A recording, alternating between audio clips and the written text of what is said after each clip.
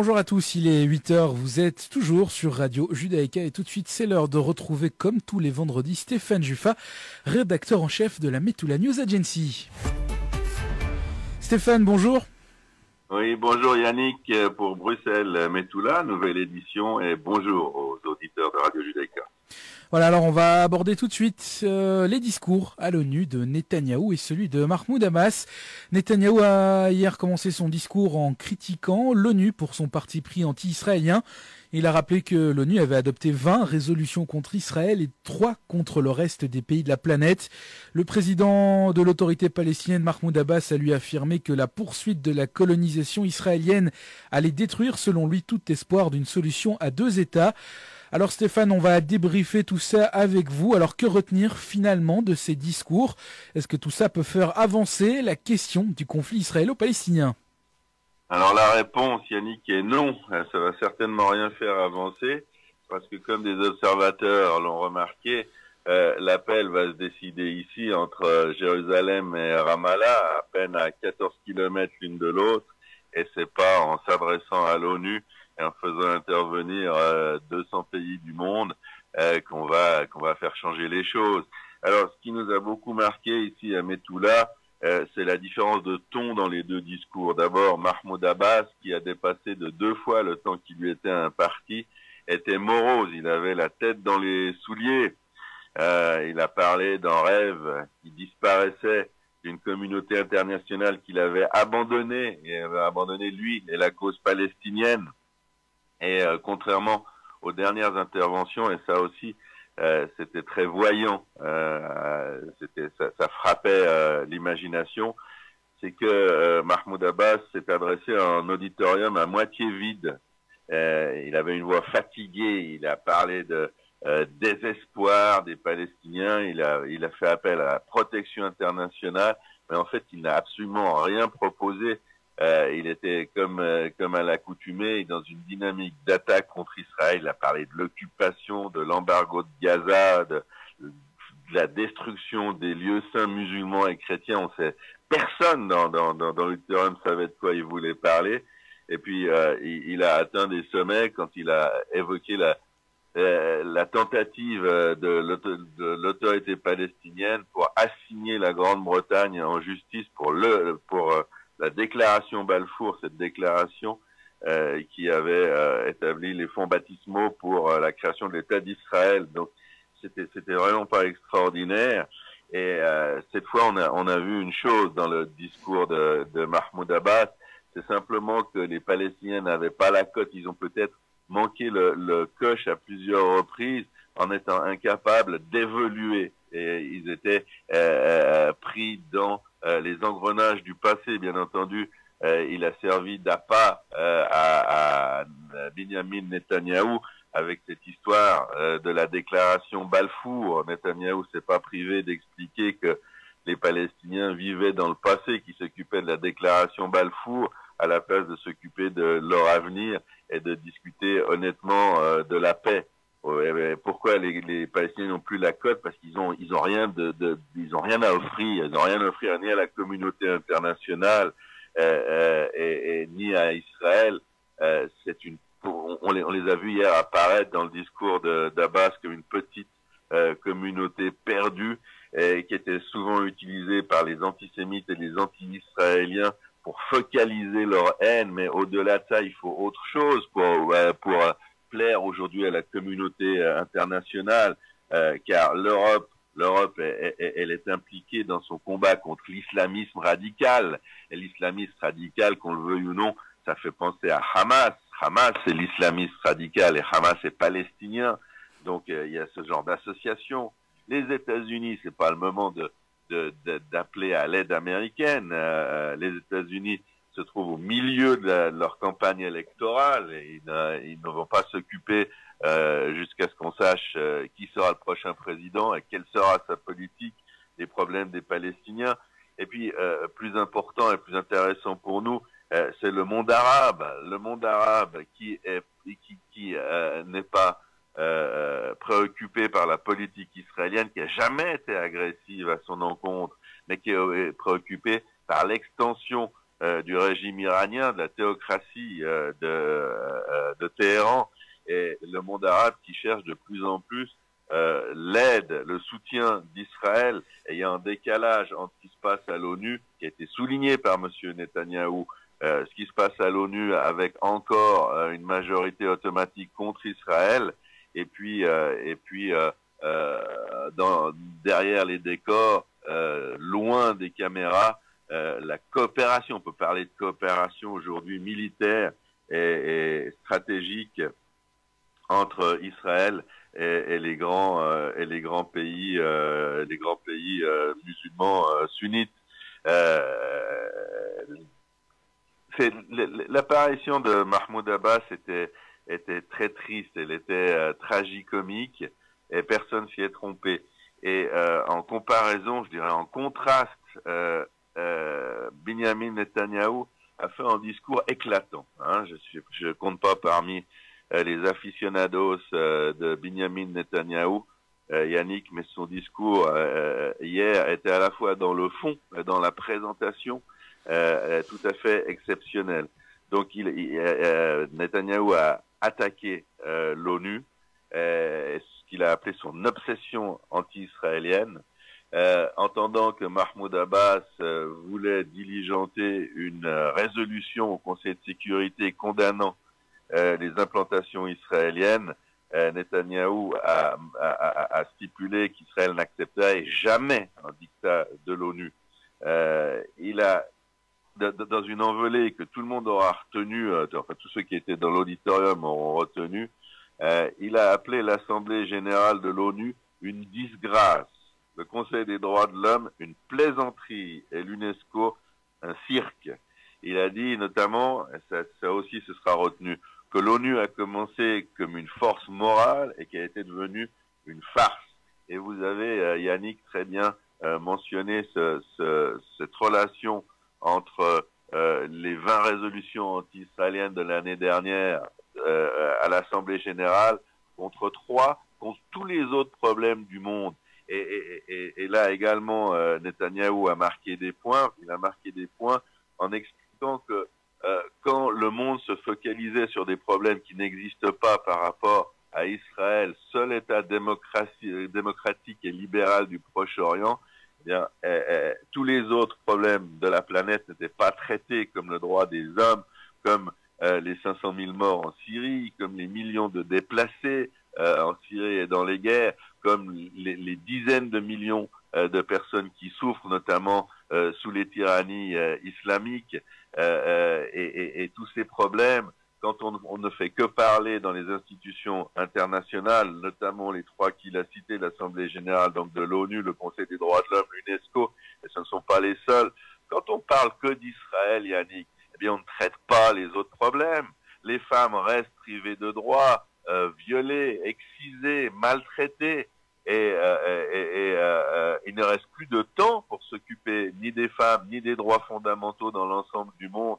Et quand Netanyahou dit que l'ONU a commencé sa carrière comme une force morale et qu'elle est devenue une farce, personne ne peut mettre en doute cette déclaration. C'est devenu une farce et la caricature de cette farce, eh bien, c'est le rapport qu'a la communauté internationale, notamment à l'ONU, à Israël. C'est cette caricature qui contient en son sein toute cette farce, c'est-à-dire la communauté internationale ne fonctionne pas. Et on a réussi à comprendre cela en filigrane dans le discours de Netanyahou qui s'est écrié « Déposez vos armes, la guerre contre Israël à l'ONU est terminée ». Et Yannick, il a parlé du plus grand changement qui se déroulait dans le monde arabe, disant que pour la première fois depuis qu'il est né, beaucoup d'États arabes donc ne nous considèrent pas comme un ennemi, mais comme un allié. Et bien sûr, Netanyahou faisait référence à ce problème iranien qui génère l'attention de tous les grands pays sunnites, à commencer par l'Égypte, l'Arabie saoudite et les pays du Golfe, dont c'est absolument la préoccupation principale. Et en dehors de l'ONU, eh bien, ces pays utilisent la technologie israélienne, notamment pour le pèlerinage de la Mecque. C'est simplement un exemple. Eh bien, c'était des technologies israéliennes qui assuraient la sécurité des pèlerins. Et ça a beaucoup marqué les esprits, non seulement en Israël, mais également dans le monde arabe. Et puis, Netanyahou a asséné une autre vérité. Il a dit que le monde avait besoin d'Israël pour combattre le terrorisme d'une part et pour développer les technologies de demain. Il a présenté Israël comme un pays vivant, tout à fait au contraire, en contraste de ce qu'avait fait Abbas, qui était triste et résigné. Lui, il a donné quelques résultats de l'économie israélienne. Notamment, il a dit qu'Israël, qui était un pays minuscule au niveau du nombre de ses habitants, avait réussi à générer à peu près 20% du marché de la haute technologie mondiale, qui est également un exploit objectif qui peut faire que rêver les gens qui ont assisté à ce discours. Et puis, il a parlé du choix que M. Abbas devait faire, soit de condamner le terrorisme et d'œuvrer en direction de la paix, soit de continuer dans son discours arriériste. Et il a fait un point très intéressant aussi, qui a été aussi beaucoup remarqué, sur la différence de traitement des terroristes en Israël et dans l'autorité palestinienne, Yannick. Il a dit, et avec beaucoup de courage, il a parlé du terrorisme juif, et notamment des terroristes qui avaient brûlé cette famille d'Aramché dans un petit village de Cisjordanie. Et Netanyahou a dit, nous aussi, comme toute société, nous avons des éléments marginaux. Il parlait des terroristes juifs. Mais, et c'est la grande différence, Israël condamne le terrorisme juif pendant que les Palestiniens célèbrent le leur. Et ça fait, je vous assure, un très gros impact. Il a dit, nous emprisonnons les terroristes pendant que eux payent les leurs. Il faisait allusion au fait que les terroristes qui sont morts engendrent en cela que leurs familles reçoivent des rentes à vie, et ceux qui sont emprisonnés, les terroristes, quand ils sont libérés, ils trouvent automatiquement un job dans le fonctionnariat de l'autorité palestinienne. Ce que M. Netanyahou a également dit, c'est que le problème des implantations qui étaient toujours mis à l'avant par l'autorité palestinienne, par M. Abbas, mais également par leurs amis occidentaux et autres, donc ce problème des implantations n'était pas le problème qui était au centre du différend israélo-palestinien, qui empêchait de trouver une solution. Il a expliqué, Yannick, de la manière la plus simple possible. Il a dit qu'avant 1967, la Cisjordanie et Gaza n'appartenaient pas à Israël. Ils étaient, et depuis longtemps, à 100% dans des mains arabes, et Israël ne menaçait pas ces territoires. Il y avait zéro implantation, je répète bien, zéro implantation.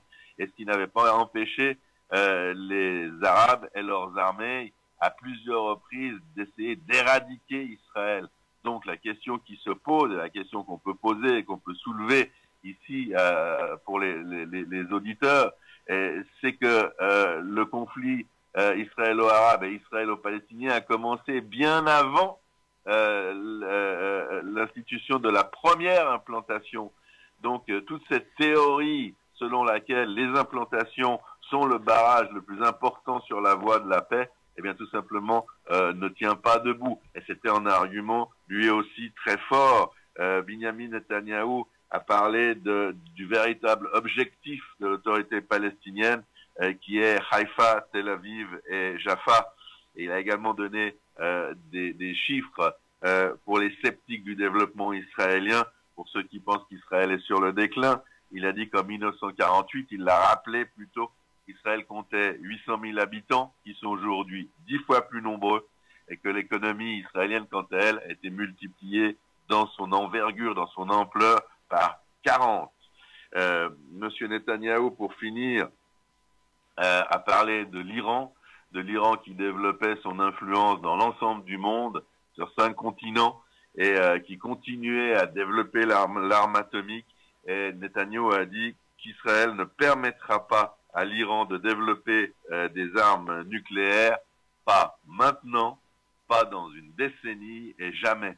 Et là, il a soulevé vraiment un tonnerre d'applaudissements, qui venait des rangées de l'Assemblée générale, qui n'étaient pas toutes remplies. Beaucoup de pays également n'avaient pas voulu assister au discours du Premier ministre israélien, mais beaucoup dans les rangs des invités qui applaudissaient à tout rompre, et également des grands États occidentaux et même de certains pays arabes et africains qui n'ont pas cessé d'applaudir le Premier ministre. Une grande soirée, un énorme discours. C'est peut-être pas M. Netanyahou qui a préparé ce discours, mais ce discours était millimétré, c'était un discours optimiste, qui était beaucoup, beaucoup plus court que celui de Mahmoud Abbas, mais beaucoup plus portant. C'est un discours qui parlait de développement, c'est un discours qui parlait de participation, qui parlait que de paix. Et alors que le discours de M. Abbas était un discours passéiste, un discours recroquevillé sur lui-même, sur l'agressivité, sur des éléments retenus comme cette affaire de demande en justice, de condamnation de la déclaration Balfour, qui prête à sourire et qui, en fin de compte, délégitimise M. Abbas et la cause palestinienne. Donc à l'ONU, ce qu'on peut dire, c'est qu'au niveau rhétorique et de la présentation du conflit, on a assisté hier à une très grande victoire israélienne grâce à une performance théâtrale époustouflante, je dis bien époustouflante, de Binyamin Netanyahou. Alors Stéphane, on va aborder un autre sujet à présent. Donc l'armée syrienne qui a lancé une offensive majeure contre la partie rebelle de la ville d'Alep. Et la communauté internationale n'est pas parvenue à imposer une trêve, mais les États-Unis et la Russie doivent encore discuter. Un cessez-le-feu avait été décrété mais pas respecté. Stéphane, quelles sont les chances d'aboutir à un vrai cessez-le-feu durable en Syrie? Elles sont de l'ordre de 0, Yannick, parce que non seulement les États-Unis et la Russie ne parviennent pas à rétablir un cessez-le-feu, mais on peut dire qu'ils ont largement participé à l'échec du cessez-le-feu précédent. Les USA d'abord, qui ont bombardé soi-disant par erreur une position de l'armée gouvernementale syrienne, et ils ont fait à peu près 90 morts dans la région de Deir ez-Zor, à proximité de la frontière syrienne. C'était un des premiers coups, ou peut-être même le coup fatal à ce cessez-le-feu.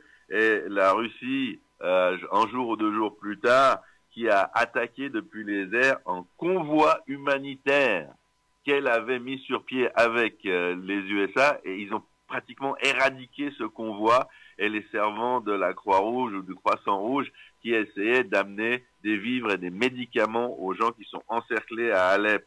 Donc c'est, on peut le dire, les Russes et les USA qui ont fait sauter ce cessez-le-feu et qui depuis s'accusent l'un l'autre de la responsabilité de cet échec. Puis on n'est pas du tout en mode cessez-le-feu.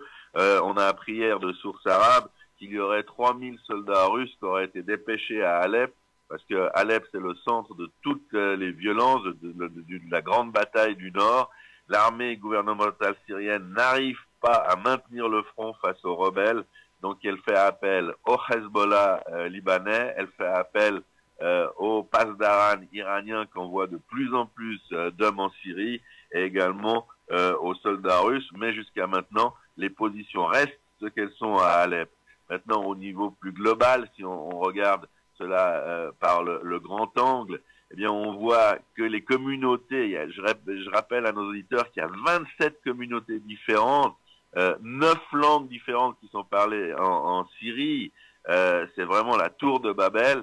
Chacune de ces communautés a ses intérêts propres, chacune a compté ses morts, et quand on fait face à 500 000 morts, je dis bien 500 000 morts, à peu près 3 millions de blessés, 7 millions de déplacés sur une population globale de 27 millions de personnes, eh bien, essayer de faire vivre ensemble ces communautés, recréer de la confiance entre ceux qui les ont assassinés et leurs victimes, à notre avis ici d'analyse stratégique, c'est absolument impossible. Pour nous, que ce soit en Syrie ou en Irak, ces pays tels qu'on les a connus ont vécu.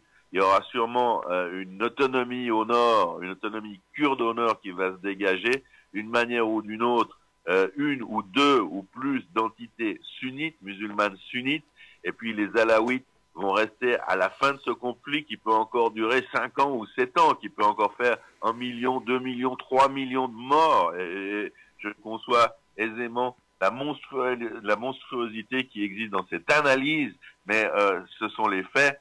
Donc nous prévoyons que l'État syrien et l'État irakien vont se désagréger, ils sont déjà désagrégés, et il n'y aura jamais plus, en tout cas pour des siècles à venir, de confiance.